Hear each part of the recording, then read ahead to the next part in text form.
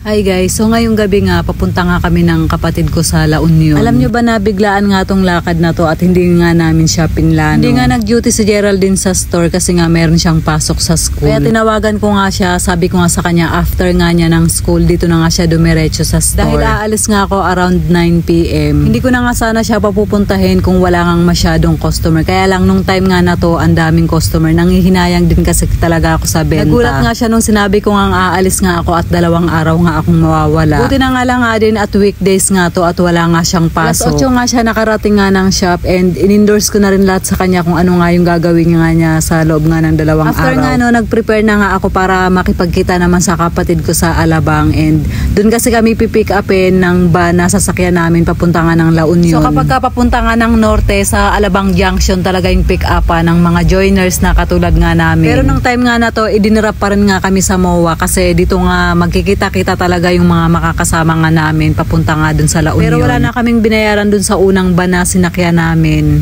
including na yun sa binayaran nga namin. 11:30 nga kami umalis nga ng MOA at nag-start na nga yung biyahe nga namin. Around 1 AM naman nag-drop naman kami sa may Mabalacat, Pampanga. Para nga gumamit naman ng toilet at kung sino man yung gustong magkape or kung sino man yung mga gustong kumain. Eh syempre stretching na rin nga. Bumaba nga kami ng kapatid ko para nga mag-toilet naman. Then expected time nga na makakarating nga kami ng La Union is 5 AM and nakarating naman kami ng eksaktong time. Unang destination nga namin sa may Baluarte Watchtower. Hindi ko na nga namalayan yung biyahe nga namin papunta nga dito kasi nga sobrang nakatulog talaga ako and hindi ko nga alam kung nakanganga pa nga ako na natutulog nga sa loob nga ng van.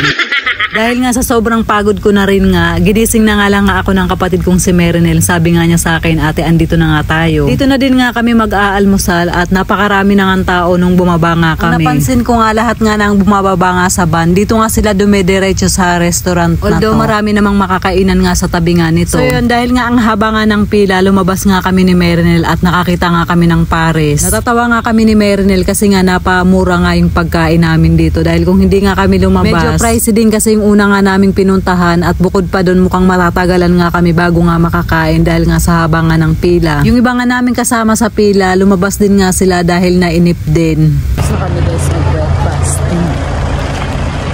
Baluarte para to. Ito yung unang binabaan namin, Baluarte daw to. Narinig ko lang doon. Meron palang kape dito na. Ayun o.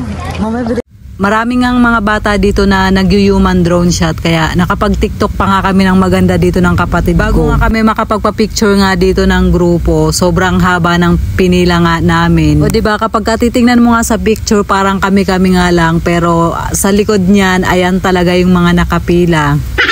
Mag-aalas 7 nga, umalis na nga kami dito sa may Baluarte. Papunta naman kami ng simbahan. Kasi yun nga yung isusunod nga namin. Sabi nga sa akin ni Mernel, magpalit na nga daw kami ng damit. Para iba na naman nga yung damit nga namin pagdating nga dun sa simbahan, pati na rin nga dun sa bahay na batong. And sa mga susunod pa nga naming pupuntahan, sabi nga niya yung dress na nga yung isusuot nga namin. So yun nga, excited nga siyang isuot nga niya yung dress nga niya. Kaya sabi ko sa kanya, bahala nga siya kung ano nga yung susuotin nga namin. Buti na lang din kamo at maraming harin akong dalang damit. So yun ako naman kasi talaga kapag ka umaalis talaga ng mga ganitong galaan, talagang marami rin talaga akong dala-dala. Kaya pagbaba nga namin ng simbahan, naghanap nga kami ng comfort room para nga makapagpalit nga ng damit. After nga nun, bumili nga kami ng kandila at makapagtirik nga dito. Then konting video and pictures yung mga ginawa din namin dito. Hindi nga kami dito nagtagal and parang makalahating oras lang din. And susunod nga namin na pupuntahan yung bahay na bato naman. So yung mga pinupuntahan nga namin, yung biyahe nga niya, magkakalapit lang din naman. Wala pang 10 minutes, nakarating na nga kami dito sa bahay na bato and marami na nga mas nauna pa nga sa amin. So yun nga guys, nabanggit ko nga sa una kong voice over na biglaan nga tong lakad na to at hindi nga namin siya pinlano. Supposedly yung kapatid ko nga si Merinel, isa-celebrate sana nga niya yung birthday nung anak niya na si Javier. Na silang dalawa nga ipapasyal sana nga niya sa Ocean Park. Kaya lang, inunahan nga siya nung ex niya and pinasyal din kung saan. Kaya na-disappoint nga siya and nag-chat nga siya sa akin. Sinabi nga niya sa akin na ate, alis nga tayo, punta tayo ng La Union. And mamaya din agad. So yun, nagulat nga ako kasi nga wala rin talaga sa isip ko na aalis nga ako kaming dalawa. Pinaplano ko pa naman sana na pupunta nga ako ng Mount Pulag nitong end of March nga. Last February ko pa nga sana siya binabala kaya lang nakikita ko nga sa post na wala namang clearing, lagi ring naulan kaya hindi ko na rin tinuloy yung pagpapabook ko. Pangit din kasi talagang mag-hike na basa nga yung lupa. So yun nga, nung niyaya nga niya ako, sabi ko sa kanya, sige na, magpabook ka na, bahala ka na kung saan nga tayo pupunta. Sa Awa-Asin nga sana yung una nga naming naisip, kaya lang ang gusto nga niya yung 2 days and 1 night. Itong La Union yung napili nga niya. So yun, after nga niyang makapagpabook, hindi pa rin nga makapag-sink in sa isip ko nga na aalis ako. Kaya nagmamadali nga ako kasi may mga ilang stock nga ako naubos na, katulad nga ng sa chicken burger, pati na rin nga yung chicken pastil. So yun, umaga pa nga lang na nasa store nga siya habang nag-uusap nga kami. Siya nga ang pinaghimay ko nga ng chicken pastil nga namin para nga magawa ko siya. Awa naman ng Diyos, nakapag-restock naman ako ng mga kailangan nga kasi nga 2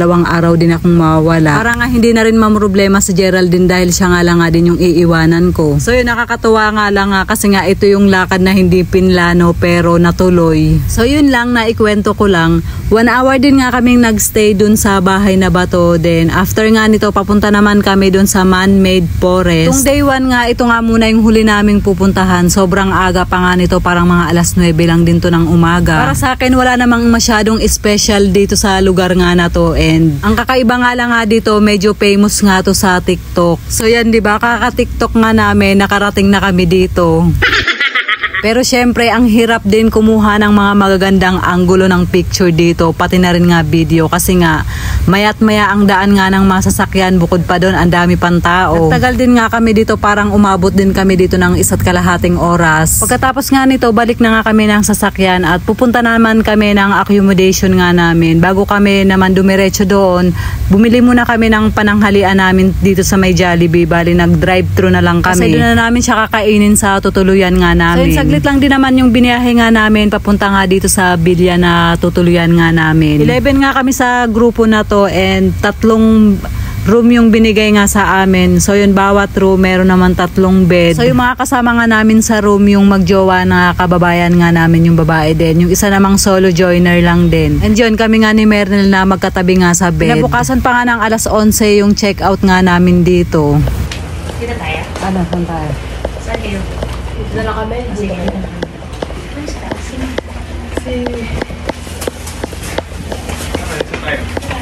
Saan ka? Hello? Grabe naman. Hindi ka na makakain ng side ko. Ito ang tutulugan ngayong gabi. Huluan. And then,